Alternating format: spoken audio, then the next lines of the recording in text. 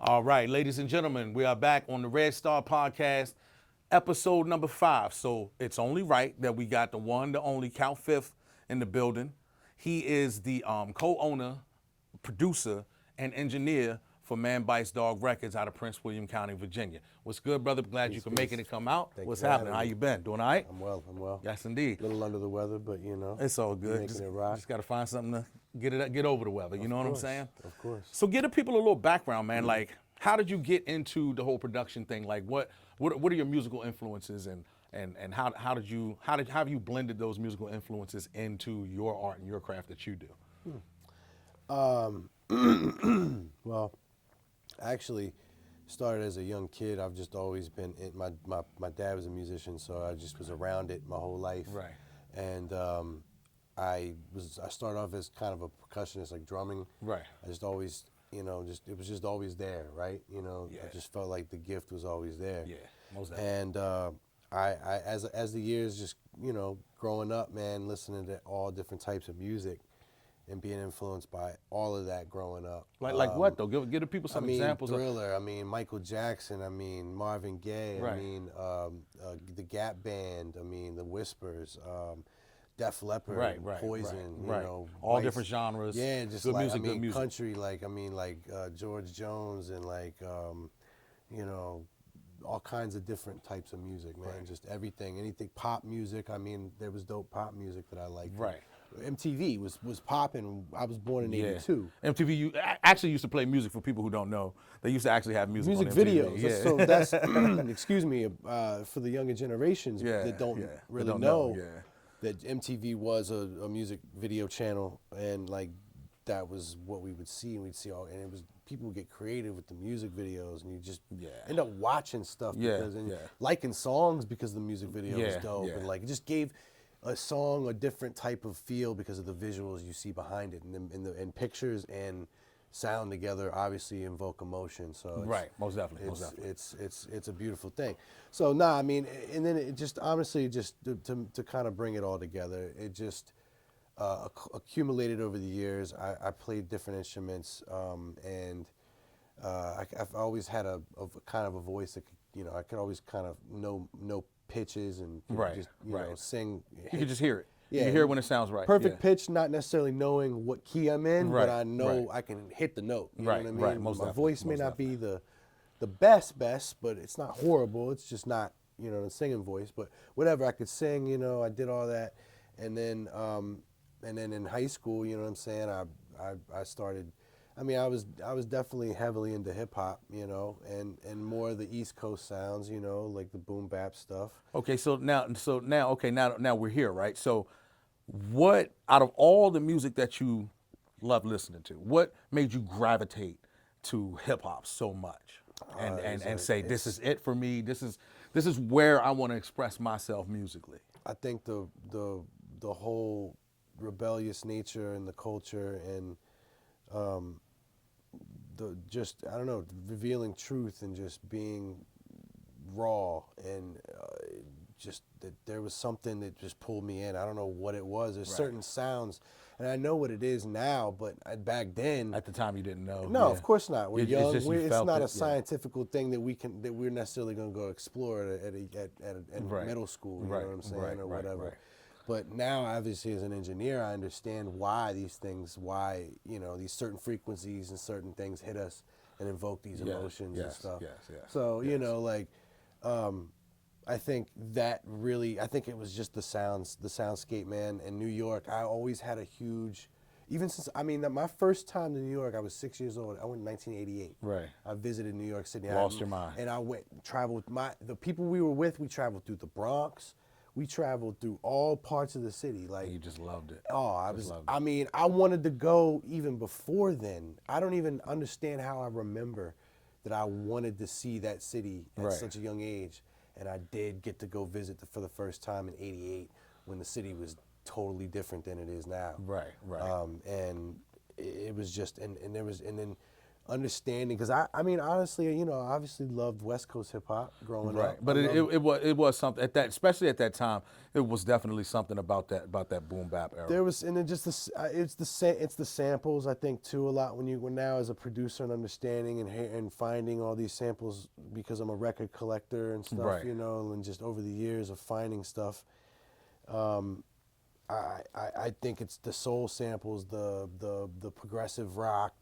Honestly, a big part of it's the 70s, the 80s, the 60s, the late 60s, like that sound, those you know, times of music in all genres, across all spans of music. And I think too, the birth of that that soul sound is, you know, music defines an era. It doesn't make it. So it was the travesties and things that were going on that absolutely created no that. It was the turmoil and everything that was going on. But that's no different than, like, you know, the blues, and like that's why like and I'm gonna get into another question here.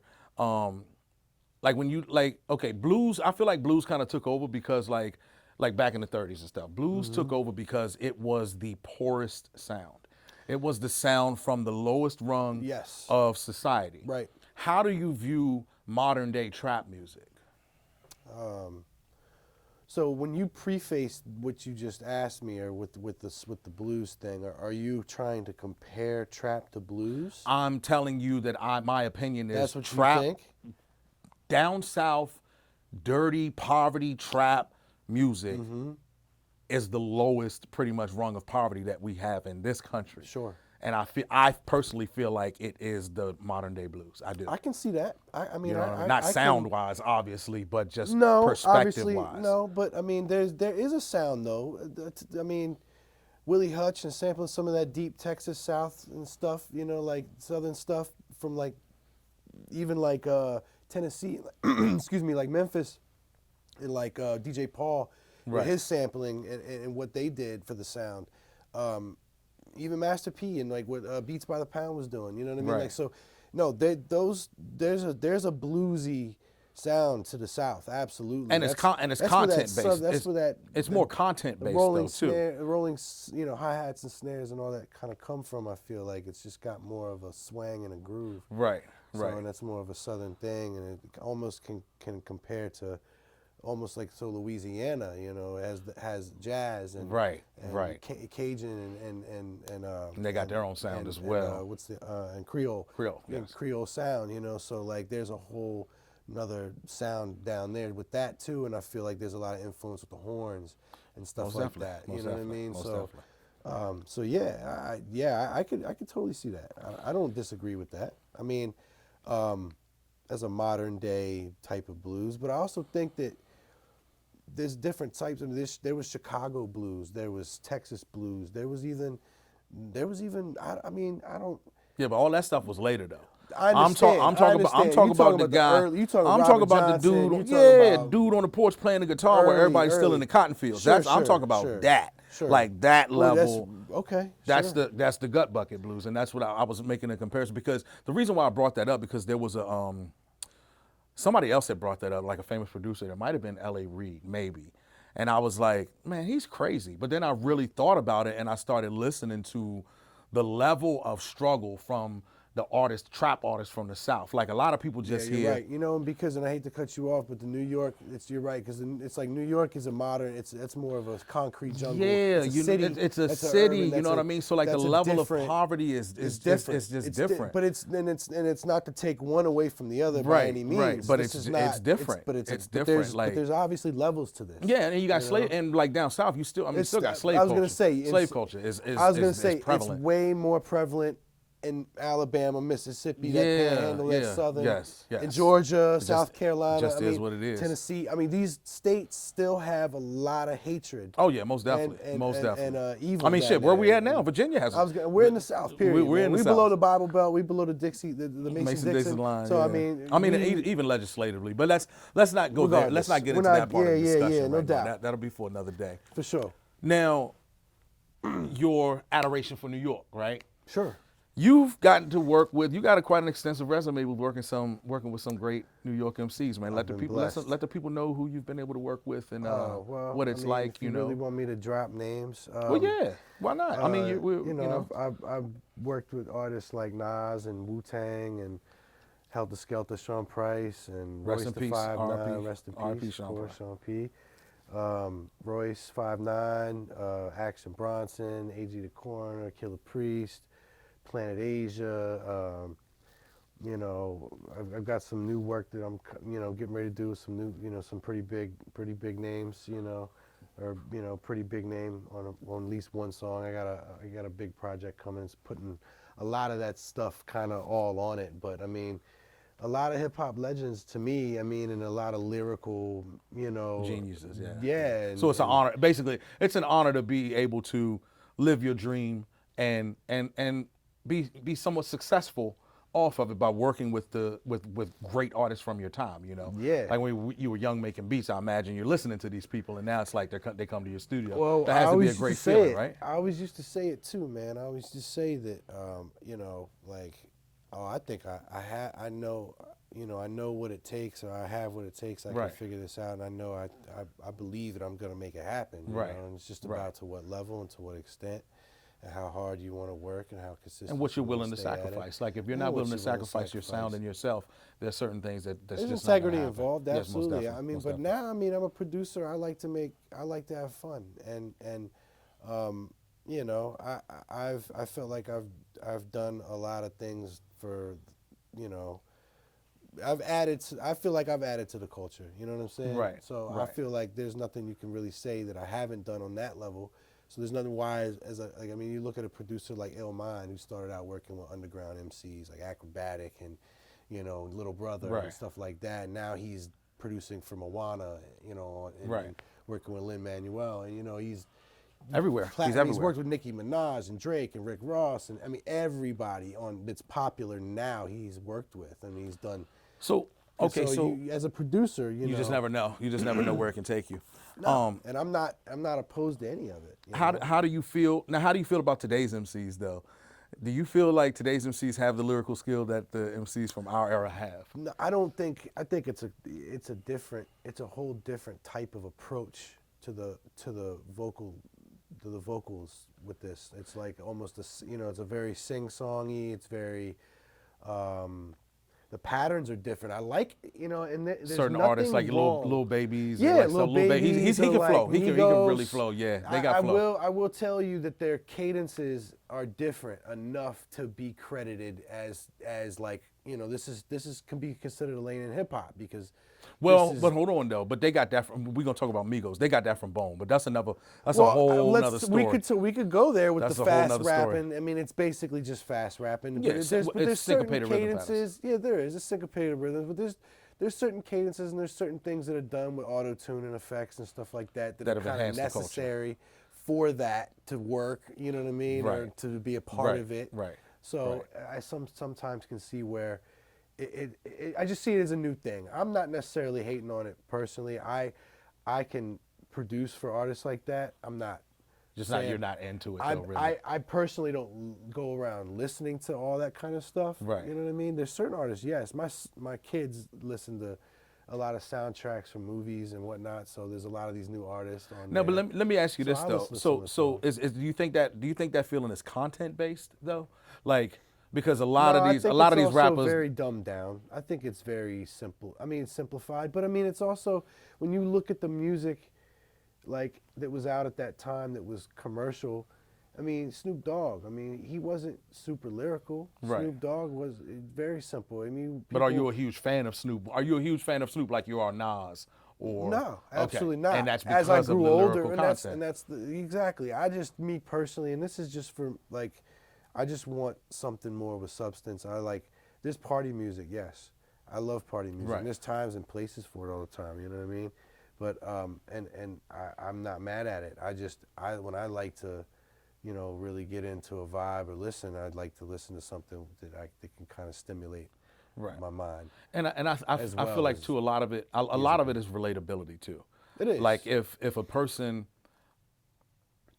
like say it's songs about gang culture and stuff like that. Like you're not gonna relate to that. You know what I'm still, saying? No, not necessarily, but no, I don't relate to it like I'm not walking outside every day and dealing with that kind of thing. I'm not selling That's what I'm drugs in my saying. So corner. I've seen it, I've been around it, yes, but it's also knowledge. It's also like they're giving you street news, like they're giving you the shit exactly. That they're dealing with. So that's what I'm saying. I feel like the substance is there. It is. So maybe it's the delivery. Maybe it's just not the sound that you want. You know what I mean? Want to hear. I feel okay. Like say you know what I mean? Like it's the style because. But I'm not turned off to all like Southern rappers at all. No, I'm not saying that you are. I'm not saying that you are. I'm just saying like generally everybody has a preference. And I'm just saying generally everybody has a preference. Yeah. You know what I'm saying? And like we find a lane that we enjoy.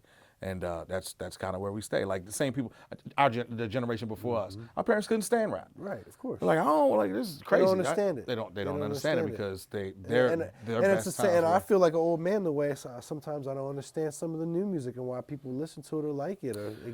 I'm the same way, but my kids hit me to it's a vibe, man. Like they're more concerned about the vibe as opposed to the message. Oh, I know. They're more worried about the vibe and making money. No, I get it. You know I understand that, and I always try to be open-minded and look towards that, and look towards what vibe it is. And it's just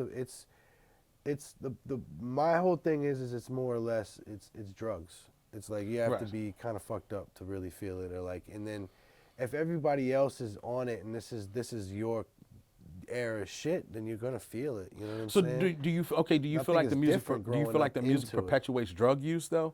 Absolutely. So okay, that's fair. Of course. But my music also perpetuated drug dealing and you know what I mean and murdering but it was also a lot of how can you say that though if you're a producer and you're not like I feel like it's different because I'm a songwriter myself and I feel like it's different when you write lyrics. You can steer someone in a certain direction by glorifying certain things. Well, that's what I'm saying. I'm not saying I'm a producer saying that in respective of that lane. I'm not saying right. So how can you say that? What makes you say that your beats could have induced in drug dealing? Like the reason why I'm saying the reason why it's kind of rhetorical, but the reason why I'm saying is because I feel like music encapsulates a time.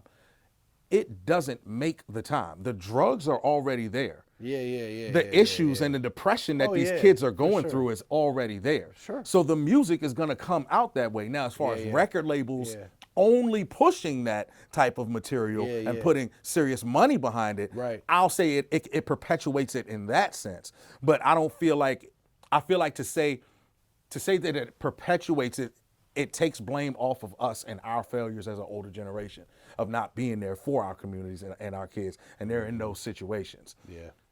If that makes any sense. It's always the way it's usually approached is like it's the older, you know, we didn't do good enough job. Right. If you weren't there for your kids, you can't be mad. You can't be mad. You know what I'm saying, that your kids are hooked on drugs. You know what I'm saying? Exactly. No, I agree. And then blame it on the music. No, you have to accept accountability. And yeah, I agree with that. It's rough. I don't disagree with that, and I'm not taking away any of that at all. I'm just It's a different because I guess because you said it's a vibe, it's kind of based off of like having things together for the experience of it all. You know what I'm saying? Right, and it's their psychiatrist or psychologist, right? But you got to understand, two cats came up. There's kids nowadays who are listening to these new artists, and they don't even know who Lil Wayne is, or you know what I mean? Or like they're not familiar with Lil Wayne like that. Right. He's before their time. Their time, exactly. And this guy, you know what I mean? So like when you're my age or our age, we look at it. That's like two generations, 3 generations from us. You know what I mean? Like, so it's a big gap on understanding why the vibe is, and this is the disconnect. This is like why our parents didn't understand rap, because it's generations of like. We missed the generation of understanding, or at least some of us did, for the most part, missed the generation of that came before what's going on now, because when it started to come in, and it's like, man, I'm not trying to shit on Southern rap music or like, you know what I mean? Because I make it. I'm from the South. I'm from Virginia. Right. Like, I love Timberland, I love Pharrell. That's Southern hip hop too. Like, I don't dislike all Southern music.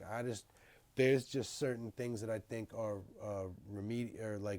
more detrimental to any growth. No, and I understand and that. I like artists like Big Crit, you know, like who does. Crit's nice. Crit's he's an artist. nice. Like, I like David Banner's nice. David Banner's you know what nasty. I'm saying? Yeah. Like, I like artists that just have something more to offer than just sounding like everybody else with the same cadence, the same flows, the same type of beats.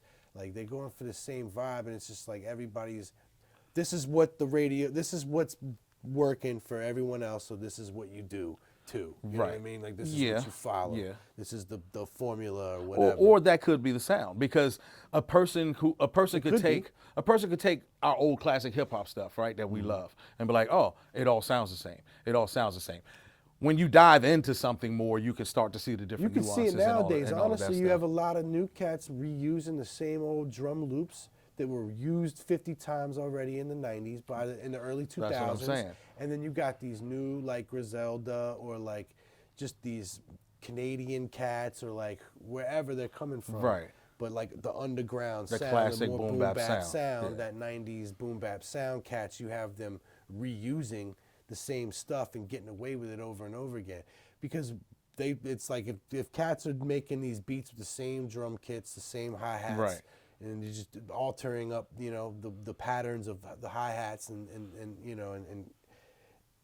melody lines, same melody quantization. lines. You know, it's like then it's really no different. You know what I mean? Like, it's almost like another form of trap. It's like a boom trap. You know what I mean? Because it's like just because the sound is darker and it's still some new shit. It's still not as, you know what I mean, intelligent. I mean, some of the cats, like, you know, are not as lyrical as others. You know what I mean? Right, but I don't think lyricism is directly equatable to a lack of lyricism isn't equatable to a lack of intelligence. Like, no, and I was waiting for that. You know what I mean? It's not, because some people just aren't verbally as gifted as other people are, but it doesn't. They have a way to rap. They can still rap. Well, I mean, some beat, people speak through flow, and they still talk about what they know, and they know how to do it. Some people show their intelligence through their actions too.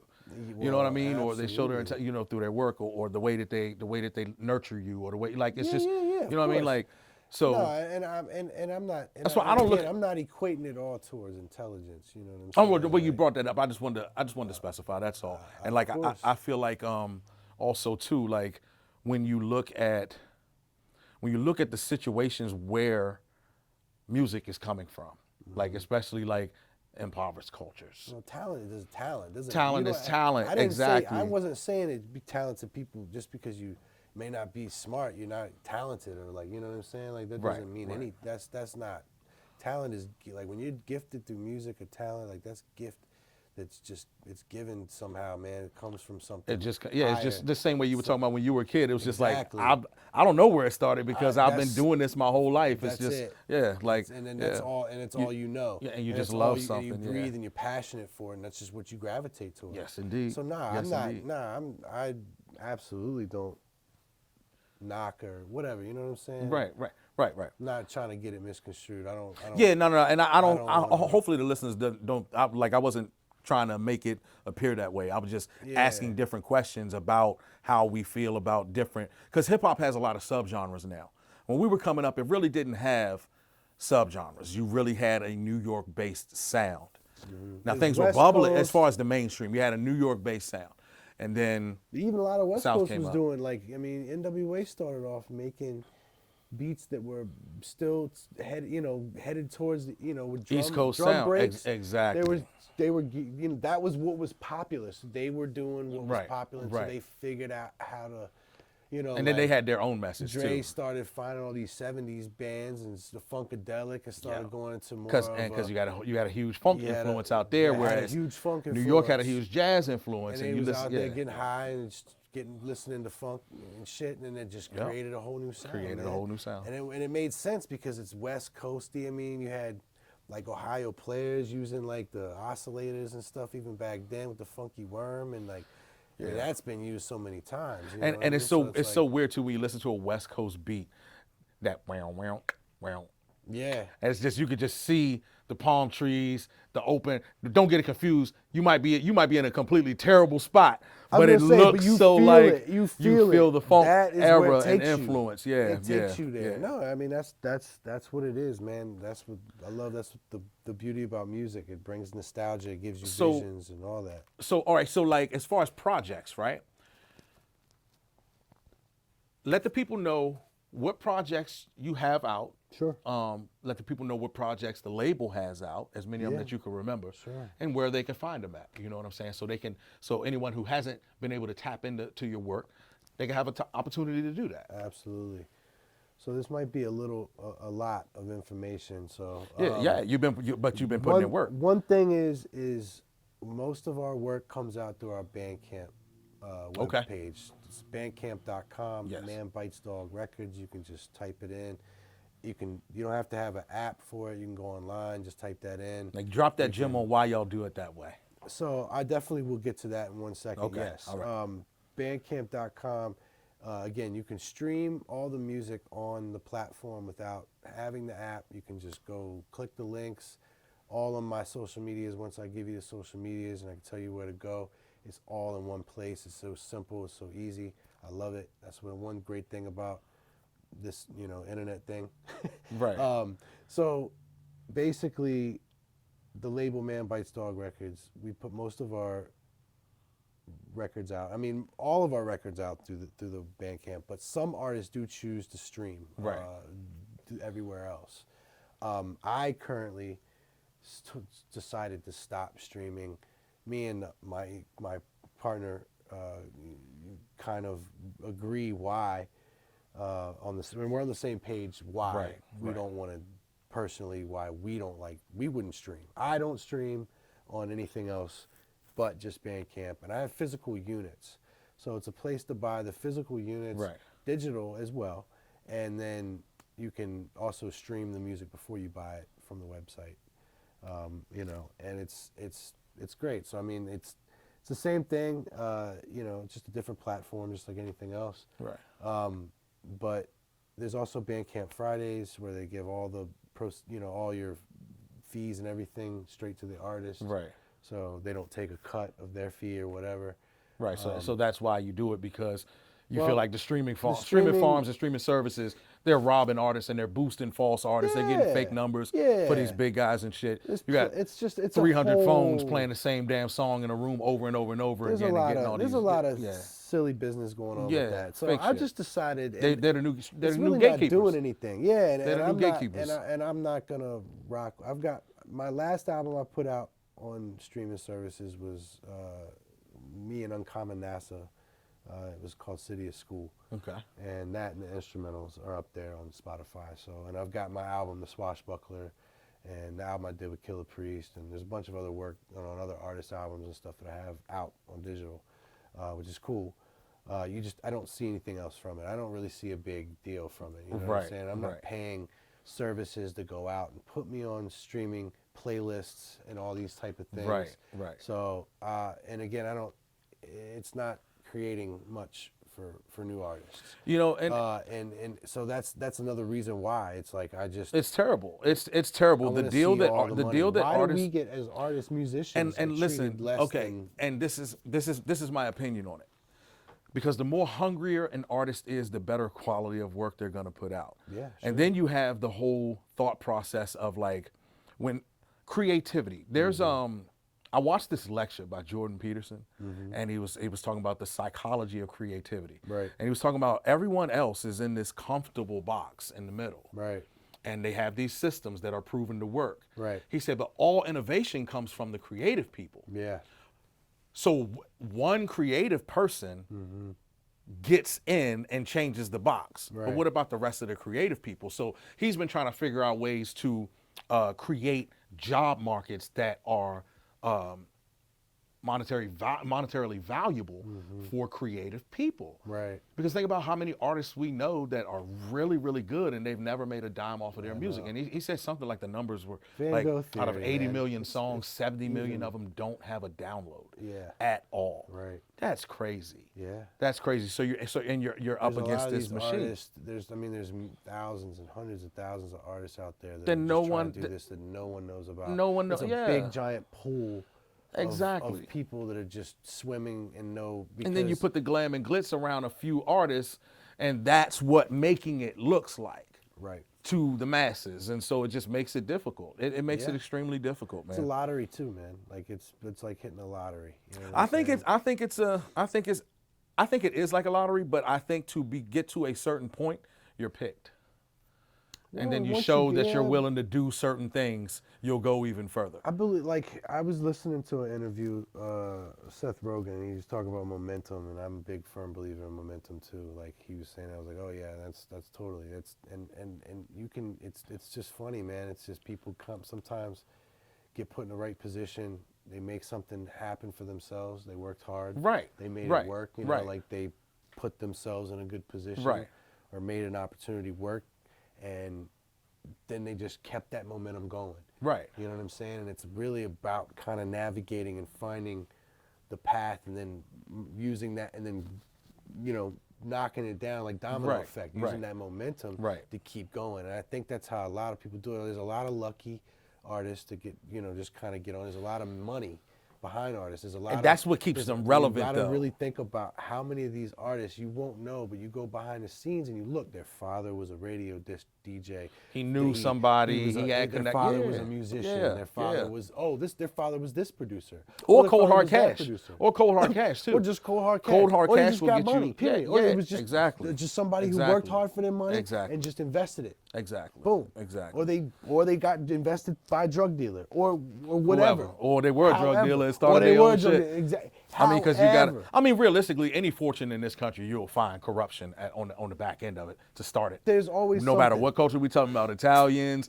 Irish, Jews, history blacks. History repeats itself over and over because poor people are always going to try to find a way to make it.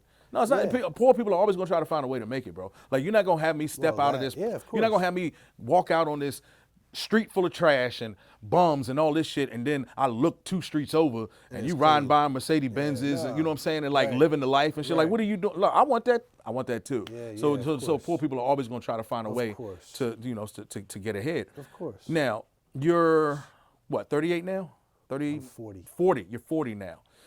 40-year-old you goes back in time and talks to 15-year-old you. What does 40-year-old you tell 15-year-old you that's not going to listen anyway? You know what I'm saying? I don't know, man.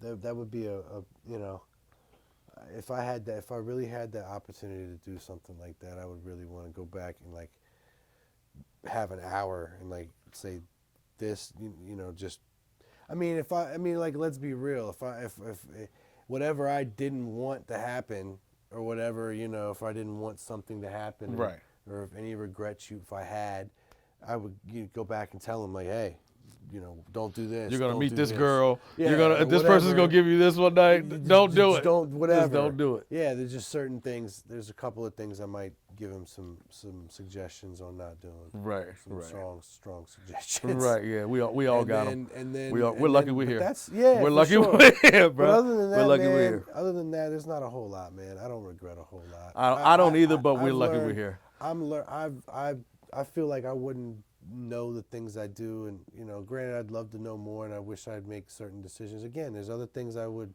you know, but nah. I mean, I'm blessed to know what I know and have done what I've done and accomplished what I've accomplished so far. Right on. You know, I can't complain. All right, cool. All right, so we're gonna close out. Yeah. I want you to gotta look right into that camera and let these raggedy son bitches know where they can get your shit. Real quick, I also didn't explain, you know, like when he asked me the first question about getting into this, I want to just bring it back. You know, we started out when I started in high school. I met this man because he was the nicest Here we go. in Levi, school. you hear this? That's what everybody used to talk about. So everybody was. I was talking okay about, in my day. Oh, you know, I'm not gonna drop your government, but we get at this guy. He was like, "Yo, you make beats? You got beats? I play some beats or something, you know, whatever." We made about 400 songs together. It's okay. Yeah, so that's it started with this, man. I always tell everybody, we had a crew of cats. They like accepted me kind of into it, like late post, Capadonna style. And we all nurtured but we always nurtured your talent too, though. Yeah, we knew that yeah. We knew that you loved it. You know what I mean? Like, first and foremost, like, when I'll never forget the first piece of equipment. You remember what it was? Yeah, that blue DJX keyboard. DJX. That Yamaha DJX. The 3000, DJX 3000, or 5000, whatever the hell it was. Yeah.